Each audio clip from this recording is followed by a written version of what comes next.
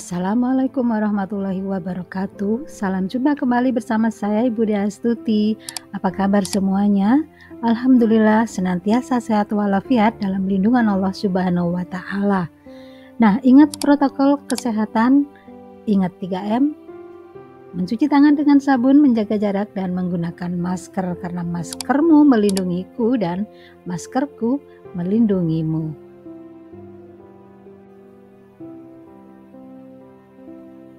Mata pelajaran kali ini adalah otomatisasi tata kelola humas dan keprotokolan dengan pembahasan kompetensi dasar 3.18 menerapkan pelaksanaan kegiatan pembawa acara atau MC, 4.18 melaksanakan kegiatan pembawa acara atau MC.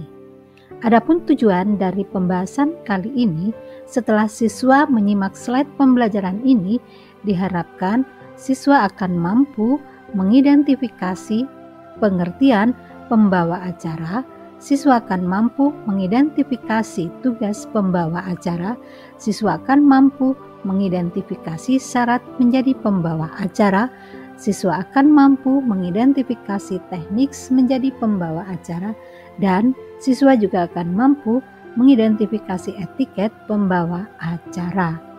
Nah, apabila kalian semuanya telah siap untuk memulai pembelajaran ini, silakan untuk berdoa sesuai dengan keyakinan masing-masing.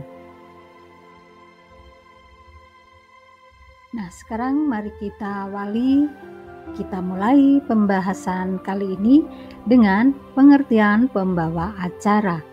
Menurut Kamus Besar Bahasa Indonesia, pembawa acara disebut pewara dan pranatacara. Pewara artinya pembawa acara dalam suatu upacara, pertemuan, dan sebagainya. Pranatacara artinya sama dengan pembawa acara dan pewara. Perlu diketahui bahwa pembawa acara yang sering juga disebut dengan istilah MC atau Master of Ceremony adalah pihak yang memandu jalannya suatu kegiatan dan membangun komunikasi dengan seluruh peserta kegiatan. Nah, inilah pengertian dari pembawa acara.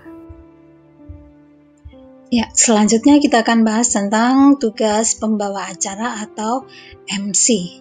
Secara umum, tugas utama pembawa acara antara lain adalah berkoordinasi dengan panitia atau protokoler dan penghubung acara. Di sini, seorang pembawa acara setelah menerima tawaran membawakan acara, maka dia harus berdiskusi dengan panitia penyelenggara terkait acara yang dipandunya. Oleh karena itu, pembawa acara harus memastikan tentang segala sesuatunya terkait dengan acara yang akan dipandunya. Dan pembawa acara untuk hal ini dapat berkunjung ke lokasi acara sehari sebelum acara dimulai atau minimal saat geladi bersih. Kemudian yang kedua, memastikan kondusifnya suasana sebelum acara dimulai. Nah, di sini sebelum acara dimulai biasanya kondisi belum kondusif akibat para tamu atau peserta kegiatan yang belum sepenuhnya menempati tempat duduk mereka. Nah, oleh karena itu maka pembawa acara dapat mengarahkan para tamu untuk duduk di kursi masing-masing dan menghentikan kegiatan mereka. Selain itu juga pembawa acara juga dapat meminta tamu untuk mengatur ponsel mereka dalam kondisi tidak bersuara atau dimatikan. Terlebih-lebih jika acara yang dipandunya adalah acara formal. Nah, ini tugas yang kedua. Kemudian tugas yang ketiga adalah membuka dan mengumumkan acara yang berlangsung. Pembawa acara sebaiknya datang lebih awal minimal 1 jam sebelum acara dimulai. Hal ini dilakukan agar pembawa acara dapat mempersiapkan diri dengan lebih baik sekaligus mengantisipasi berbagai perubahan yang dapat terjadi sebelum acara dimulai. Nah, saat memulai acara, pembawa acara dapat membuka acara dengan mengucapkan salam dan memberikan penghormatan kepada seluruh tamu yang telah hadir. Dan selanjutnya, pembawa acara akan mengumumkan nama acara dan membacakan satu persatu susunan acara. Nah, ini adalah tugas yang ketiga. Dan selanjutnya yang keempat adalah menarik perhatian para tamu untuk terus mengikuti jalannya acara melalui pemilihan pakaian, dandanan, gerakan, suara, bahasa, dan etika, serta penampilan. Nah, di dalam hal ini, seorang pembawa acara harus memperhatikan penampilannya. Penampilan yang tidak tepat seperti misalnya ya, kesalahan pemilihan pakaian, riasan, ataupun penampilan yang tidak rapi, ini akan membuat para tamu tidak nyaman dan sulit berkonsentrasi terhadap acara yang mereka ikuti. Dan selain penampilan fisik, seorang pembawa acara juga harus memperhatikan gestur tubuh, etika berbicara, dan suara yang dihasilkan. Pembawa acara tidak boleh membuat gestur tubuh yang berlebihan, harus menggunakan bahasa yang baik dan sopan, serta menggunakan suara yang jelas. Dalam hal ini, aspek suara menjadi penting karena pembawa acara harus memastikan bahwa suaranya terdengar oleh tamu yang duduk di bagian paling ujung ruangan. Nah, inilah tugas yang keempat. Dan selanjutnya, tugas yang kelima adalah memperhatikan aspek time, introducer, dan mood setter. Nah, di dalam hal ini, berdasarkan aspek waktu, aspek time di sini ya, tepat waktu, pembawa acara bertanggung jawab untuk memastikan acara berjalan sesuai waktu dan urutan acara yang ditetapkan dalam daftar susunan acara kegiatan. Nah, seorang pembawa acara harus dapat memastikan bahwa acara yang dipandunya tepat waktu. Bagaimana jika ada pengisi acara yang terlambat datang? Nah, dalam hal ini, pembawa acara harus dapat mengakalinya dengan terus menghidupkan suasana agar konsentrasi tamu tidak terpecah. Nah, ini untuk aspek yang pertama, untuk aspek time, tepat waktu ya. Kemudian yang kedua tentang introducer, mengenalkan pengisi acara. Nah, di dalam hal ini pembawa acara memiliki tugas juga untuk mengenalkan pihak-pihak pengisi acara kepada tamu atau peserta kegiatan. Nah, oleh karena itu, maka pembawa acara harus memahami dan mengenali profil dari setiap pengisi acara. Kemudian yang ketiga adalah aspek mood setter. Dalam hal ini, untuk menjaga antusiasme peserta, maka seorang pembawa acara harus mampu untuk terus menjaga antusiasme dan kemeriahan suasana acara yang dibawakannya. Di sini pembawa acara adalah pemimpin tamu atau peserta kegiatan yang dapat memberikan komando, misalnya tepuk tangan sebagai bentuk apresiasi kepada pengisi acara. Pembawa acara harus menunjukkan semangat, gairah, dan keceriaan di hadapan seluruh pihak yang terlibat dalam acara yang dipandunya. Nah, inilah tugas-tugas dari pembawa acara. Semoga dipahami penjelasan ini. Selanjutnya mari kita bahas tentang syarat-syarat menjadi pembawa acara. Secara umum, beberapa syarat yang harus dipenuhi oleh seorang pembawa acara yang baik adalah: yang pertama, memiliki pengetahuan dan pengalaman yang luas. Pengetahuan dan pengalaman yang luas dalam hal ini sebagai pembawa acara dapat diperoleh melalui beberapa cara, di antaranya dengan banyak membaca buku, memperbanyak jam terbang dalam memandu acara, dan banyak berlatih teknik-teknik memandu acara. Selain itu, pembawa acara juga harus menjaga penampilan, kesehatan tubuh, dan suara yang prima. Nah, ini adalah pengetahuan dan pengalaman yang harus dimiliki oleh seorang pembawa acara. Kemudian yang kedua, seorang pembawa acara harus mampu berpikir cerdas dan cepat. Nah, selain dalamnya pengetahuan dan pengalaman yang dimiliki, Kecerdasan seorang pembawa acara juga akan dapat diukur melalui kepekaannya dalam membaca situasi. Nah, seandainya dalam suatu saat jika terjadi hal-hal di luar rencana saat berlangsungnya kegiatan, pembawa acara yang cerdas akan tanggap membaca situasi dan segera mencari solusi untuk membuat suasana tetap kondusif. Dan selain kepekaan membaca situasi, kecerdasan pembawa acara juga dapat tampak melalui gestur tubuh dan cara berbicaranya. Pembawa acara yang cerdas akan menggunakan kosakata dan kalimat yang jelas, tidak bertele-tele, informatif, menghayati setiap kalimat yang ia ucapkan, serta tidak menampilkan gestur tubuh yang berlebihan. Nah, itu yang kedua. Dan berikutnya yang ketiga adalah memiliki selera humor yang baik.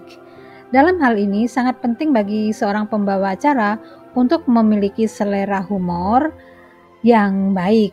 Selera humor yang baik dapat diartikan sebagai kemampuan untuk menampilkan humor yang tidak menyinggung hal-hal sensitif seperti SARA, yaitu suku, agama, ras, dan antar golongan, serta dapat diterima oleh banyak orang. Kemudian yang keempat, seorang pembawa acara harus mampu bersikap sabar dan rendah hati. Dalam pelaksanaan suatu kegiatan, kadang-kadang terjadi hal yang tidak diharapkan, seperti misalnya waktu pelaksanaan kegiatan yang mundur dari jadwal atau susunan acara yang berubah secara mendadak. Untuk itu, maka diperlukan kesabaran dan ketenangan dari seorang pembawa acara dalam menangani berbagai kondisi agar suasana acara tetap berjalan kondusif.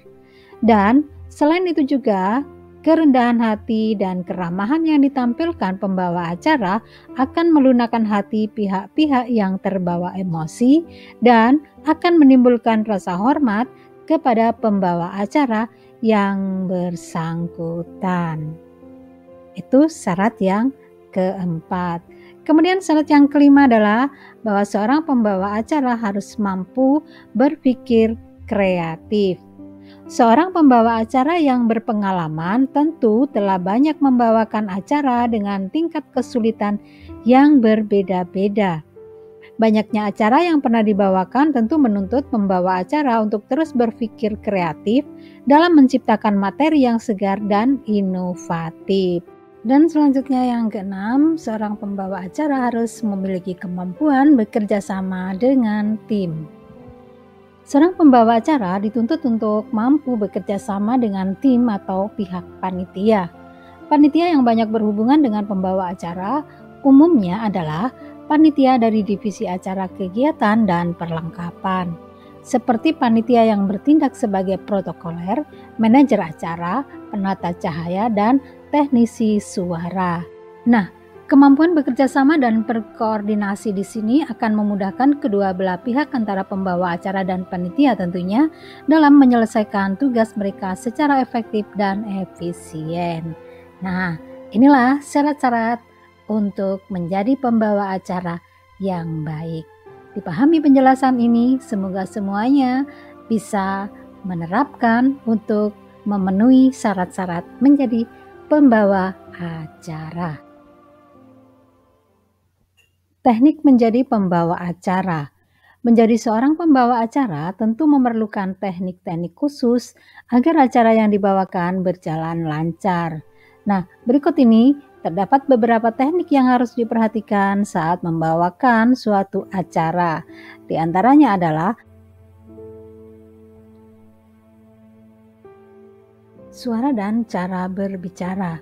Suara dan cara berbicara dalam membawakan acara meliputi aspek-aspek berikut ini. Yang pertama adalah kecepatan berbicara. Ketika berbicara, pembawa acara harus berbicara dengan tempo sedang, yaitu tidak terlalu lambat dan tidak terlalu cepat. Kemudian yang kedua, tinggi rendahnya atau volume suara. Tinggi rendahnya suara pembawa acara harus tetap stabil baik saat sedang berbicara menggunakan mikrofon maupun tanpa mikrofon. Kemudian yang ketiga, kekuatan atau power suara. Kekuatan suara berpengaruh terhadap tinggi rendahnya atau volume suara. Suara yang tidak memiliki kekuatan akan terdengar ringan sehingga menimbulkan kesan kurang tegas dan berwibawa. Kemudian yang berikutnya, yang keempat adalah intonasi. Nah, dalam memandu acara, pembawa acara harus menggunakan intonasi yang tepat dan sesuai dengan suasana acara. Dan berikutnya yang kelima, perubahan nada suara. Perubahan nada suara dilakukan ketika pembawa acara hendak melanjutkan atau mengakhiri kalimat yang diucapkannya. Dan selanjutnya adalah ekspresi suara. Ekspresi suara yang dibawakan pembawa acara akan sangat mempengaruhi pendengaran para peserta kegiatan dan menciptakan karakteristik pembawa acara dalam benak mereka. Selanjutnya adalah nafas. Cara bernafas sangat berpengaruh pada cara berbicara. Pernafasan yang tepat untuk dilakukan oleh pembawa acara adalah pernafasan perut dan diafragma. Nah, inilah 7 aspek yang perlu diperhatikan oleh seorang pembawa acara dalam membawakan acaranya. 7 aspek pada suara dan cara berbicara. Semoga dipahami penjelasan ini. Berikutnya adalah teknik performa dan gestur. Dalam hal ini terdapat beberapa teknik dalam menampilkan performa dan gestur yang tepat di hadapan para tamu atau peserta kegiatan, yaitu adalah kontak mata. Dalam hal ini, pembawa acara harus bisa melakukan kontak mata terhadap seluruh tamu atau peserta kegiatan yang hadir di tempat pelaksanaan acara. Jika perlu, pembawa acara dapat mendekati peserta yang terlihat tidak tertarik untuk kembali membuatnya fokus terhadap materi acara yang dibawakan. Nah, ini yang pertama. Kemudian yang kedua, sikap tubuh yang alami atau gestur. Dalam membawakan acara, pembawa acara harus menampilkan gestur atau sikap tubuh yang alami dan tidak ragu-ragu tetapi tidak berlebihan. Nah, gestur tersebut dapat berupa ekspresi wajah, lirikan mata, gerak bibir, isyarat, dan sikap tangan serta kaki, posisi berdiri, serta posisi duduk yang tepat. Pembawa acara tidak boleh bergerak terlalu aktif ataupun terlalu pasif yang dapat mengganggu kenyamanan pengisi acara ataupun peserta kegiatan. Berikutnya adalah tidak melakukan gerakan yang monoton. Nah, selain tidak diperkenankan untuk menampilkan gestur tubuh yang berlebihan tadi, pembawa acara juga tidak boleh melakukan gerakan yang monoton, seperti misalnya meremas jari, menepuk tangan terlalu sering, atau menghentakkan kaki. Nah, itulah teknik performa dan gestur. Nah, selain 3 hal teknik performa dan gestur di sini, ada lagi yang perlu diperhatikan, masih sehubungan dengan teknik performa dan gestur ya, yaitu diutamakan etika bertingkah laku, di mana pembawa acara juga harus memperhatikan etika dalam bertingkah laku. Pembawa acara tidak diperbolehkan untuk berperilaku di luar etika kesopanan, seperti misalnya memainkan mikrofon, menggaruk kepala dan anggota tubuh, dan sebagainya. Kemudian juga sesuaikan gestur tubuh dengan jumlah tamu. Kemudian selain itu juga berikan senyuman, karena senyuman merupakan kunci komunikasi yang menyenangkan antara pembawa acara dan seluruh peserta kegiatan.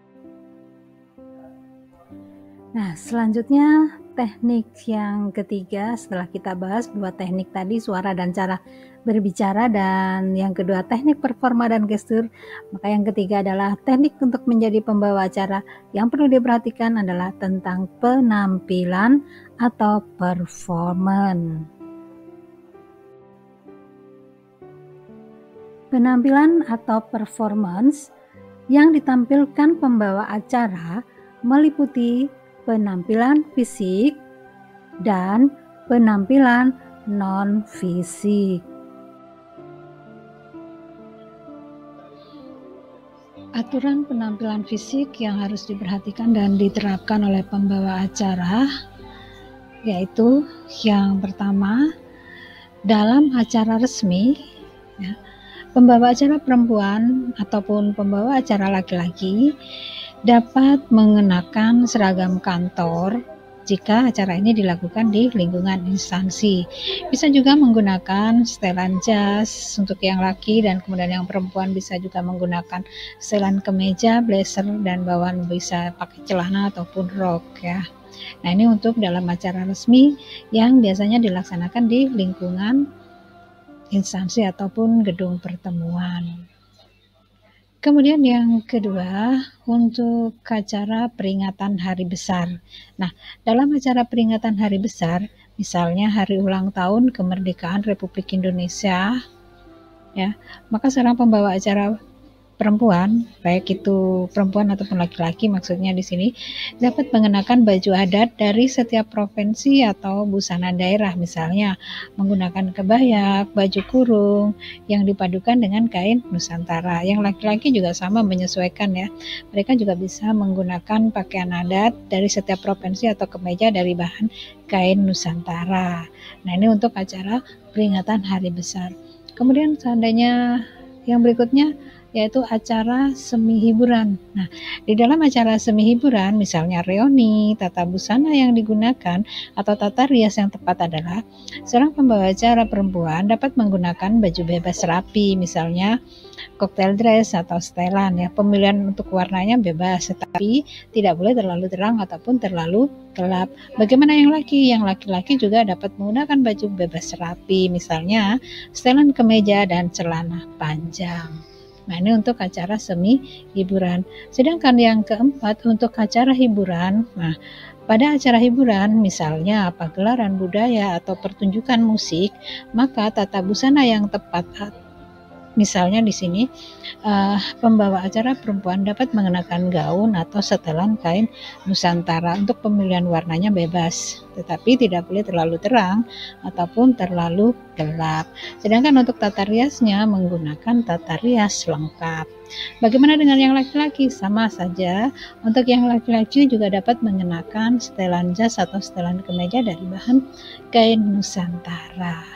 Nah, inilah penampilan fisik yang perlu diperhatikan oleh seorang pembawa acara. Bisa dipahami ya? Nah, selanjutnya adalah penampilan non-fisik. Penampilan non-fisik yang harus diperhatikan dalam hal ini diantaranya adalah yang pertama, cara memegang mikrofon. Saat memandu acara, seorang pembawa acara tidak boleh terlalu sering memegang mikrofon apabila mikrofon yang digunakan merupakan mikrofon standar dan telah diatur sedemikian rupa. Pembawa acara hanya boleh memegang mikrofon jenis tersebut apabila mikrofon mengalami kerusakan saat digunakan atau suara pembawa acara tidak jelas terdengar. Nah, itu cara memegang mikrofon. Kemudian yang kedua, cara memegang catatan. Seorang pembawa acara sebaiknya membawa catatan yang berisi daftar susunan acara kegiatan. Dalam acara formal seperti misalnya peringatan Hari Besar Nasional atau kegiatan resmi instansi, maka catatan tersebut dapat dibawa menggunakan map. Sementara saat memandu acara semi formal atau non formal, catatan tersebut sebaiknya tertera dalam kartu atau kertas kecil yang dibawa dengan tangan kiri, sedangkan tangan kanan secara spontan menyertai pembicaraan. Kemudian yang ketiga, tentang cara mengakhiri sebuah acara. Setelah acara selesai, pembawa acara tidak boleh terburu-buru pergi meninggalkan tempat acara. Nah, pembawa acara harus tetap berdiri dan mengawasi para tamu atau peserta kegiatan sampai semuanya pergi meninggalkan tempat acara. Itu yang ketiga. Dan yang keempat adalah cara mengatasi grogi.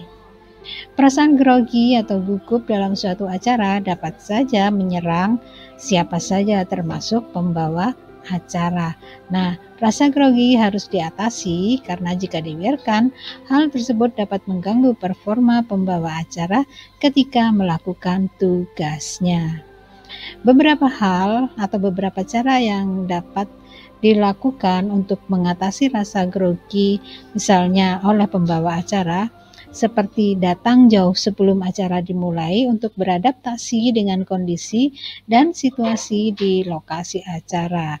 Kemudian cara lainnya adalah dengan bermeditasi dan melakukan upaya relaksasi. Selanjutnya yang kelima yaitu cara meningkatkan rasa percaya diri. Nah, meningkatkan kepercayaan diri bukanlah hal yang instan dan harus dilakukan secara bertahap. Peningkatan kepercayaan diri bagi pembawa acara dapat dilakukan dengan beberapa cara, misalnya melakukan evaluasi diri, memperluas wawasan dengan belajar misalnya, mengikuti perkembangan berita terkini, dan menjaga penampilan agar tetap prima. Nah, inilah 5 hal tentang penampilan non-fisik yang perlu diperhatikan oleh seorang pembawa acara. Bisa dipahami ya penjelasan ini? Nah, sekarang selanjutnya mari kita bahas pembahasan yang berikut ini. Etiket pembawa acara. Nah, sekarang mari kita bahas tentang bagaimana etiket menjadi seorang pembawa acara dalam membawakan acaranya. Nah, di sini terdapat beberapa etiket yang harus diperhatikan oleh pembawa acara, di antaranya yang pertama adalah bahwa pembawa acara tidak harus membacakan susunan acaranya. Nah, di sini pembawa acara boleh membacakan misalnya untuk acara-acara resmi agar para tamu atau para peserta kegiatan dapat mengetahui hal-hal apa, kegiatan-kegiatan apa yang akan dilalui pada saat acara berlangsung. Kemudian yang kedua, bahwa pembawa acara tidak mengulas atau mengomentari isi pidato atau pembicaraan atau ceramah para pengisi acara. Misalnya di sini, bila ada pejabat memberikan sambutan dalam acara resmi, pembawa acara tidak perlu memberikan ucapan terima kasih, komentar, ataupun tanggapan. Nah, ini dua etiket yang harus diperhatikan. Kemudian selain ini, yaitu bahwa ketika memandu acara, jangan mempersilahkan pengisi acara atau pembicara berikutnya sebelum pengisi acara atau pembicara terdahulu sampai di tempat duduknya. Nah, di sini pembawa acara tidak boleh memulai acara berikutnya sebelum pejabat yang baru saja selesai memberikan sambutan tiba di tempat duduknya. Nah, yang berikutnya adalah membawa catatan. Nah, di sini pembawa acara sebaiknya membawa catatan yang sudah ditulis dengan rapi di dalam kartu atau kertas kecil saat memandu acara semi formal dan non formal, atau bisa juga catatan tersebut disimpan dalam map saat memandu acara formal. Nah, saat membacakan catatan yang ditulis dalam kartu atau kertas kecil, pembawa acara tidak boleh mengangkat kartu atau kertas tersebut terlalu tinggi. Nah, di sini bisa dilihat ada dua contoh pembawa acara yang membawa catatan kecil. Gitu ya. Nah, bisa dipahami. Selanjutnya, tetap menjaga kesantunan sikap dan kesopanan dalam berbicara.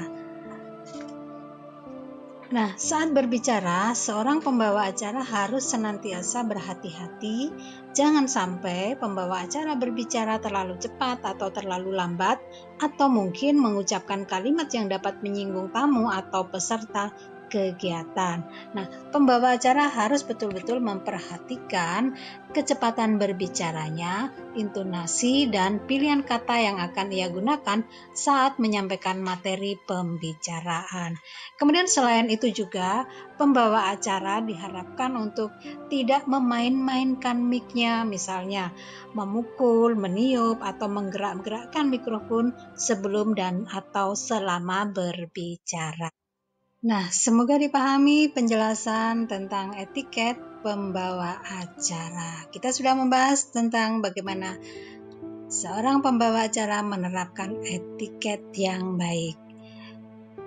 Dengan demikian maka selesailah pembahasan kita untuk kali ini tentang kompetensi dasar 3.18 menerapkan pelaksanaan kegiatan pembawa acara atau MC, di mana bahwa pembawa acara sebagai pihak yang memandu jalannya suatu kegiatan dan membangun komunikasi dengan seluruh peserta kegiatan, maka dia harus memiliki pengetahuan dan pengalaman yang luas, mampu berpikir cerdas dan cepat.